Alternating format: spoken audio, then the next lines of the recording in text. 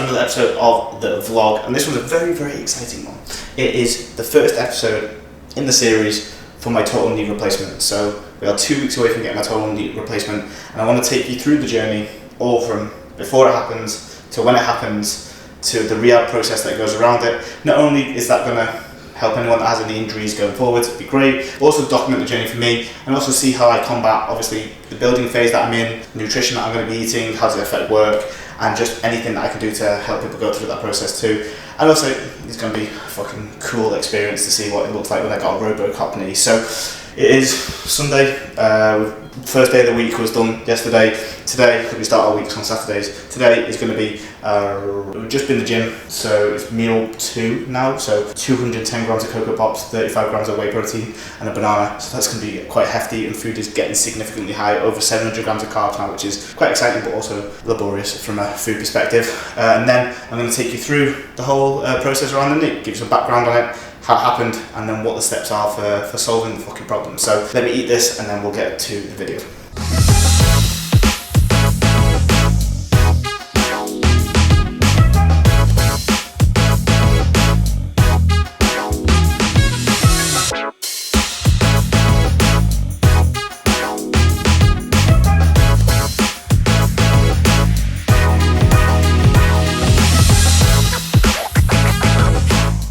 So that's all she wrote. 210 grams of Cocoa Pops or Rice Krispies and Cheerios, because they have no Cocoa Pops in, 35 grams of whey protein, and 2 kiwis, because we have a significant problem in this house of wasting bananas. I don't eat them as much as I should do. Millie just forgets to eat them, and now they're brown in the fridge. Story of our life. We've got multiple things in that fridge that should not be in there growing fluff. But before we get on to the good stuff around the knee stuff, I want to show you my favourite place in this house. I'm in the spare bedroom, or the bad bedroom that we have, because it's quiet in here, and look at this.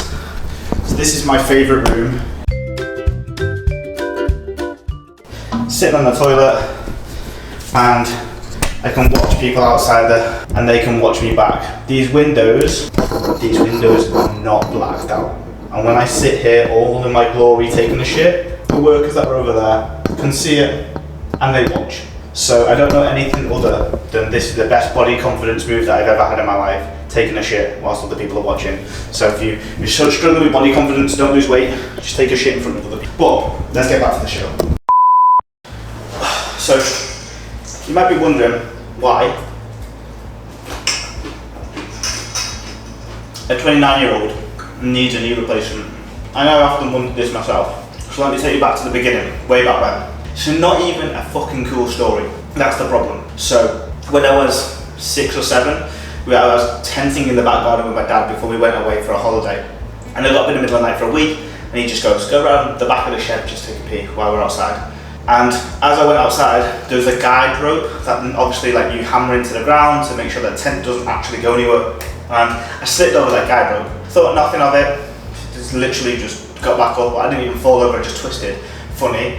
Got back up, went to behind the shed, peed, came back down, slept. I woke up in the morning and I had a knee the same size as like a football. And luckily for us, my mum was a nurse at that time. And when she saw the size of it, how hot it was, she was really concerned. So we cancelled the holiday, went straight to hospital, and within like 6 hours from like getting from the house to the hospital, I was in the operating table removing what they thought was septic arthritis or sepsis. Which was obviously, if not many people know about this, I'll put like a description below, hopefully here, were in effect sickness or flu or infection, maybe around your chest, your throat, like you just generally get the flu and the sickness. But what happens is, and this is why people don't train when you're sick, and you shouldn't train when you're sick, is that in very infrequent cases, when you are injured or sick at the same time, that area can get that flu and that infection down to that area and create further infection and other things that go on within joints when they're trying to heal. So it looks like I've probably ruptured my ACL or torn a ligament, because I'll get to why I think it's my ACL. Torn a ligament, and then I've got this sepsis down in my knee. Unfortunately, sepsis is really brutal. Like, it creates bone inflammation, it creates joint inflammation, and it really just ruins the inside of a joint. So that was happening on that first initial surgery. However, when they went to do the surgery and they were cleaning things up, they used something like penicillin. and augmentin, which I didn't realise, or my parents didn't realise I was allergic to, which meant that all of that time that they'd gone in to dig out the infection, the hospital had created another infection because they gave me something that I was allergic to. So it basically meant that the knee swelled up again, it pushed up again, it was hot, it was warm, it was again infected, and second surgery and third surgery, which came in effectively a 2-week period, 3 surgeries in a 2 or 3 week period, and I was in hospital for most of the summer. So we were going to go on holiday around about June 25th, around my birthday on the 4th of July, and I spent 8 weeks in hospital.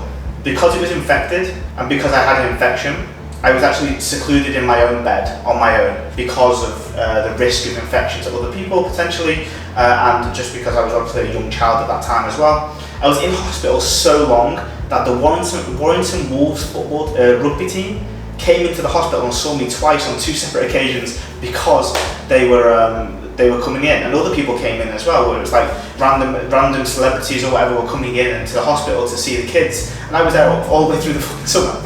So I had 3 surgeries when I was like 6 or 7, and when you get out of that, you're casted up, you're basically in a wheelchair. I went to school, primary school, and I was in a wheelchair for a while, and then I got back to walking and everything seemed fine again. And then because of the rate of the injury, because of the infected area, the bone, literally the femur on the medial side, which is the bone at the top where your quad is, and then the other side, the tibia, those bones were inflamed. Like, we're talking like structurally changed because of the issues that had gone on. We didn't know anything about the other stuff that was going on inside my knee right now, but at that moment in time I knew I was structurally different than everybody else. However, I wanted to have a normal childhood and just kind of do my normal thing. So I continued doing gymnastics, continued playing football, continued playing basketball, everything I could get my hands on sports-wise. I was a fanatic when I was younger. So every single night I'd go to a different sports club or different thing every single night. So my life was revolved around sports. And it only really came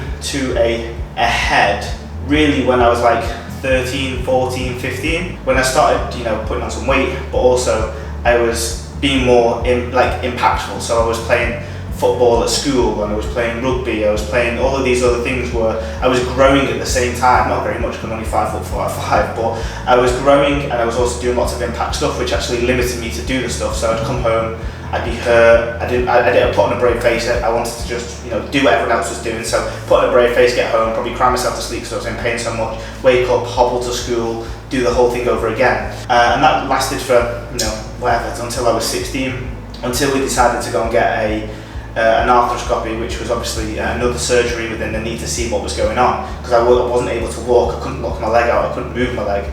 It only goes up to it can't even go up to this as far down as it goes because it locks, and it can only go up to about there. So I've only got this range of motion, which is a bit weird. So at 16 we got another surgery, and at that point 16 came around, and the doctor, who was Michael Owen's doctor, Robbie Fowler's doctor, the Liverpool medical team surgeon, he's like, "Nathan, what do you want to be when you're older?" And I said, "Well, I wanted to be a professional footballer," which I was doing pretty well at the time, or I wanted to go into sports and stuff like that. And he's like, "All right, okay, you're going to have to change your career." And at that point, obviously, I was crying, distraught, because I didn't want to be different to anybody else.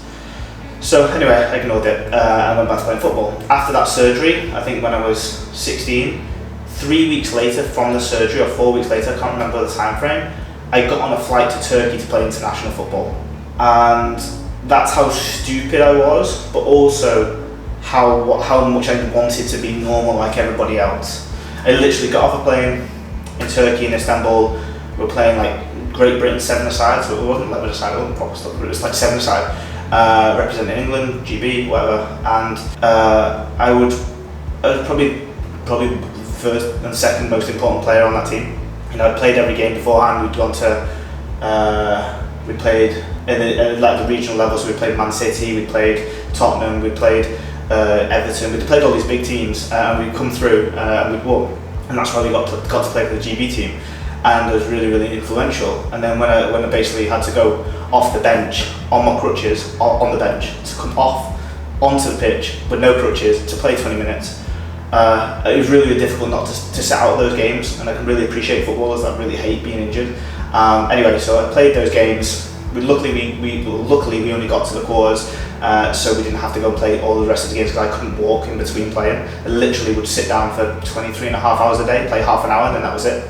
So we came back from that, and then again 1.5 years later I was in college and doing a sports BTEC degree, and basically I couldn't walk again. I was trying to do all of the, we had to do like a PT qualification, we had to do all of the demonstrations for practical stuff, we had to go and do the practical coaching ourselves. I couldn't do it. I couldn't demonstrate anything because I was completely fucked.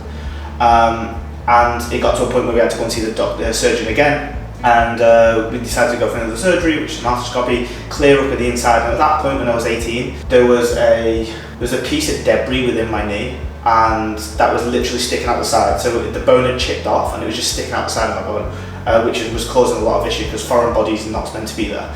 And then we got the surgery, and then we had the conversation again. The same guy, what do you want to be when you're older?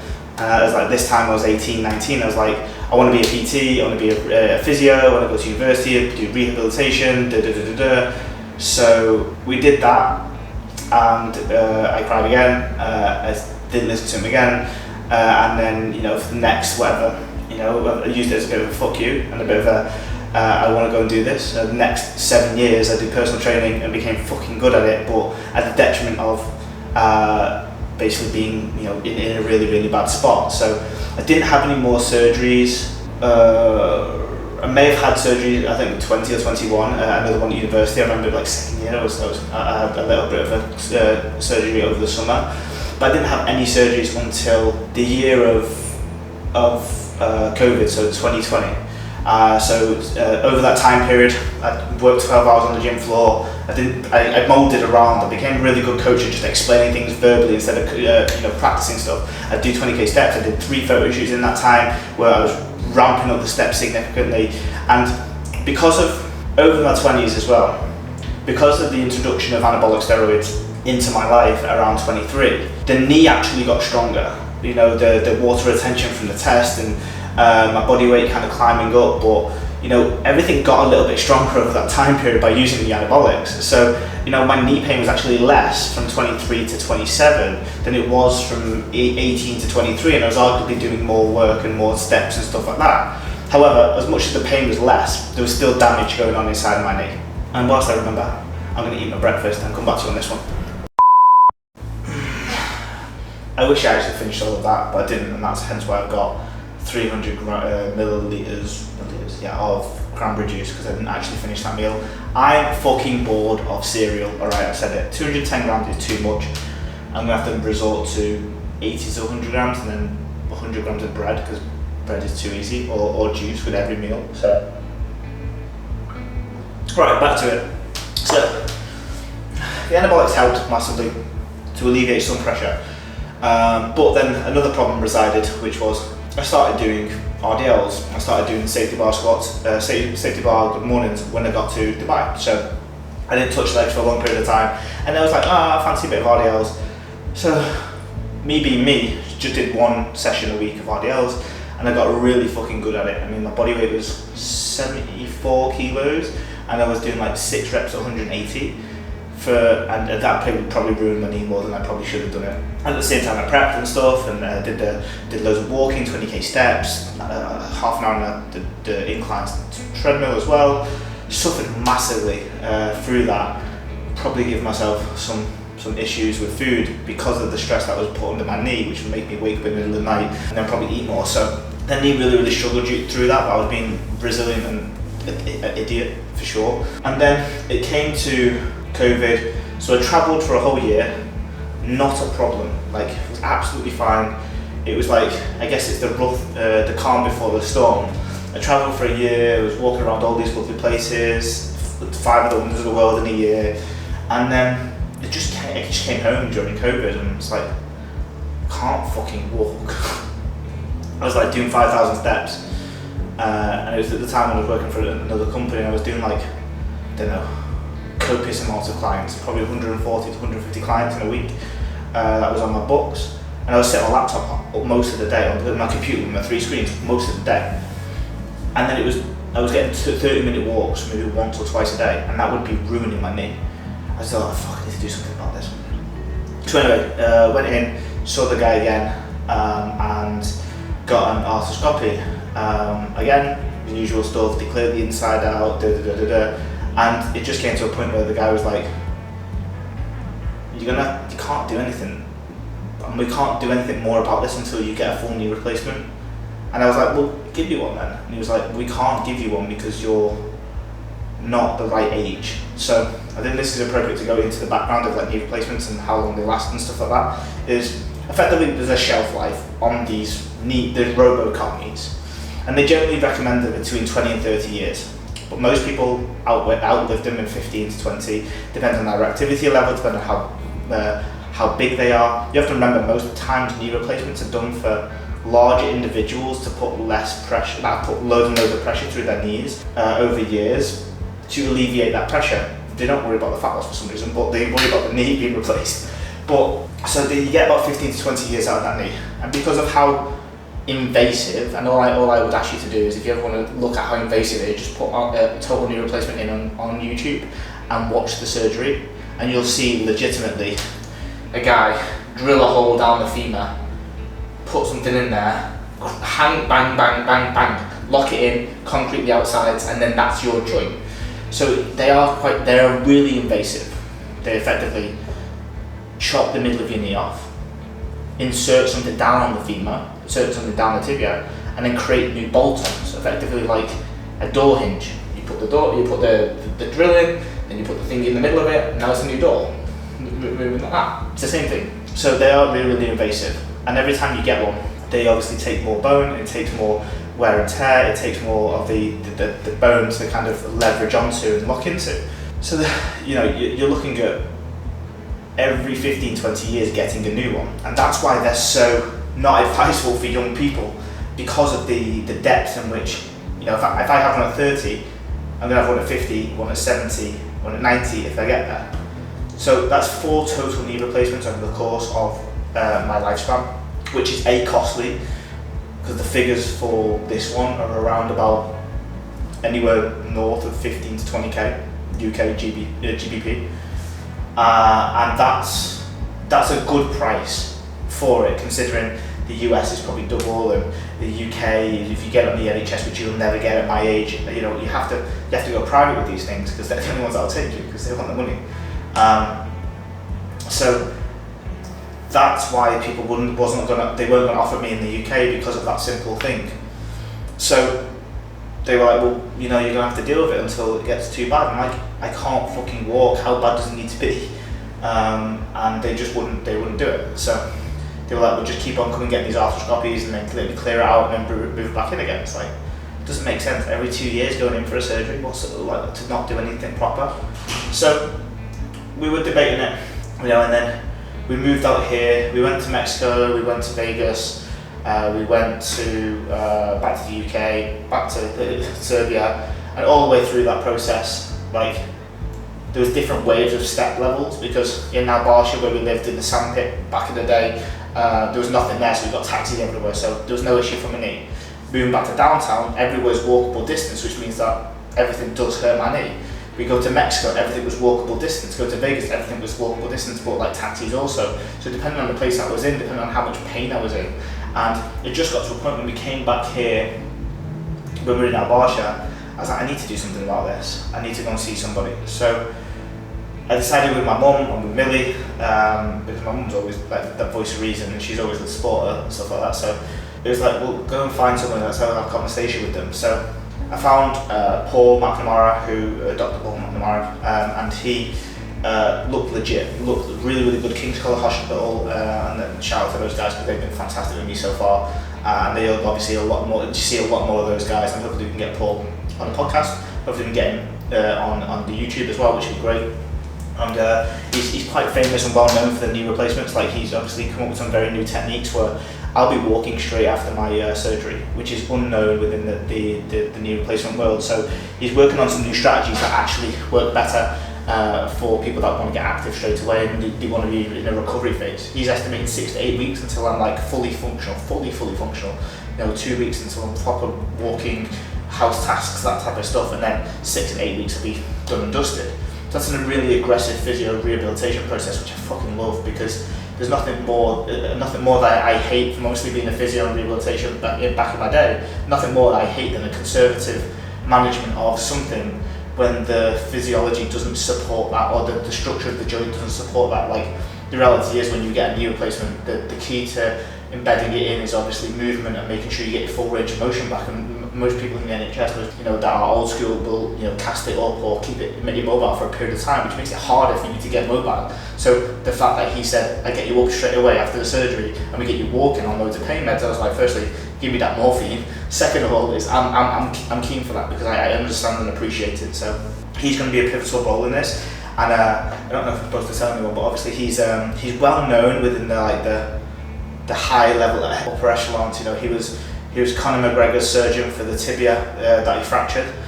So if he's able to do Conor McGregor's shit, I'm sure he can do mine pretty fucking well. So I think I'm going to be one of his, or maybe his earliest total knee replacement. He's done some hips that are like 23 and 29, but I don't think he's ever done a total knee replacement at 29, so I'm going to be the first one, which is going to be awesome. Nice little claim to fame there, if there is actually a claim to fame for all this fucking bullshit that's going on.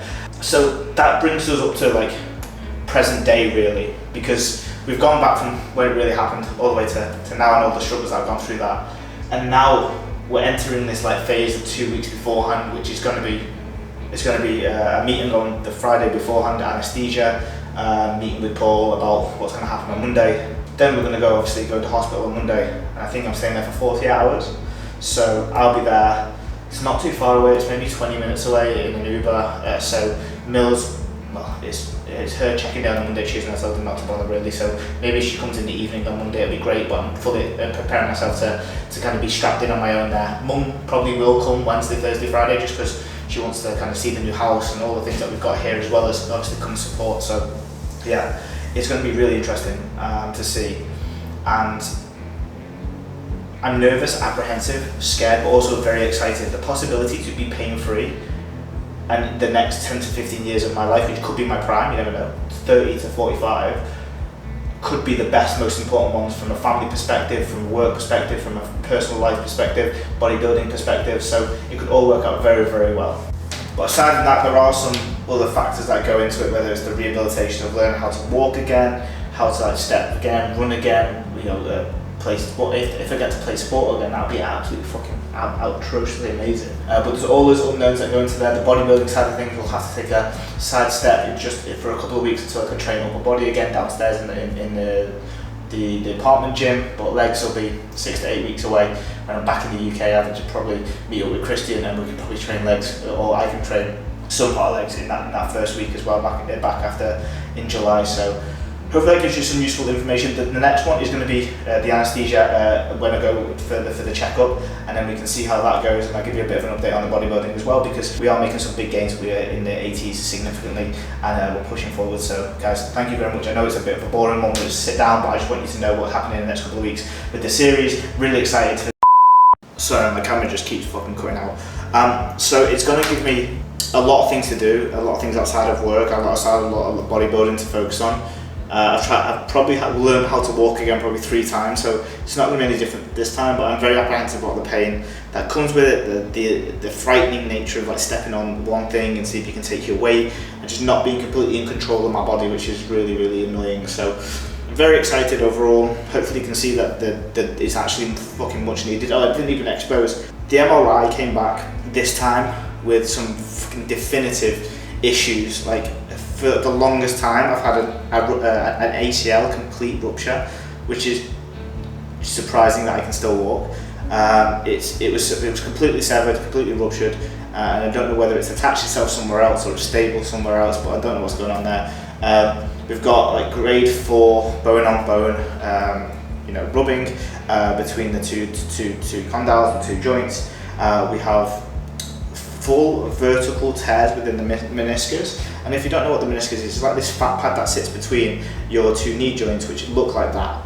And I've effectively got a tears that go straight down it in this fashion, but I also have tears that go from this side all the way to that side. So it's a complete tear across that side and a complete tear down that way, which is, yeah, it's significant. So outside of that, there's bone deformation, there's little bits of my bone fragments that have come off the bone themselves. So all that clusterfuck together is just a very unhappy knee. So you can see probably why I need it at the moment, and like hopefully it will create a lot of health in the next 10 to 15, 20 years. And if we can keep that knee off from burning out early, or using it too much, or being crazy with it, it should last quite a period of time, and I'm really excited about that. So guys, much love for this video, really appreciate the support, and chat to you soon.